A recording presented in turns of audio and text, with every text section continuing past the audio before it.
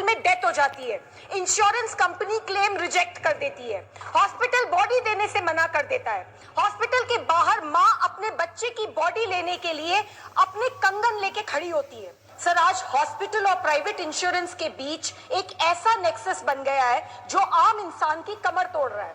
Sir, दूसरी ओर TV पे ads देखिए, इंश्योरेंस कंपनी सेलिब्रिटीज से प्रमोशन कराते हैं, मिनट्स में अप्रूवल दिखाते हैं, पॉलिसी साइन करवाते वक्त आप भगवान हो, उसके बाद आप सिर्फ हॉस्पिटल और इंश्योरेंस के बीच की एक टेनिस बॉल हो।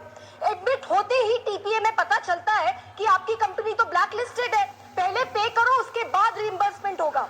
मान लो क्लेम फाइल हो भी गया, आप डिस्चार्ज वाले दिन भी एक कागज के लिए पूरा दिन बैठे रहते हो, बिलिंग चलती रहती है। आप इंश्योरेंस कंपनी को कॉल करो, आधा घंटा उनकी कॉलर ट्यून सुन के होल्ड पर बैठे रहो, हर बार नया कॉलर एजेंट, हर बार पूरा इशू दोबारा समझाओ, फिर भी क्लेम रिजेक्ट। महीनों तक इंश्योरेंस ऑफिस और हॉस्पिटल के बीच के चक्कर काटो। सर, इरडाई के मुताबिक 2024 में 26,000 करोड़ के इंश्योरेंस क्लेम्स रिजेक्ट हुए, जो कि पिछले साल से लगभग 20% ज्यादा है। इस वजह से हर साल करोड़ों इंडियंस गरीब हो जाते हैं। आज देश के बड़े हॉस्पिटल्स और इंश्योरेंस कंपनीज ज्यादातर विदेशी प्राइवेट इक्विटी ने खरीद ली है। Hospitals deliberately bills policy limit के हिसाब से बढ़ाते हैं। अगर पॉलिसी 10 लाख की है तो बिल भी 10 लाख का होगा, और अगर 5 लाख की है तो उसी बीमारी के इलाज का बिल 5 लाख का होगा। सर, फॉरेन प्राइवेट इक्विटी के लिए पेशेंट नहीं, रॉ मटेरियल है, जिससे उसको 3 से 5 साल के अंदर 25% रिटर्न्स कमाने ही है।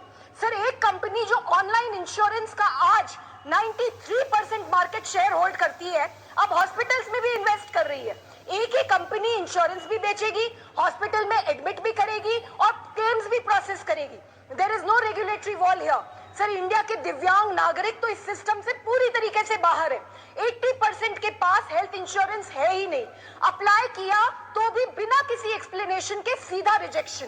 Sir, this is discriminatory and illegal.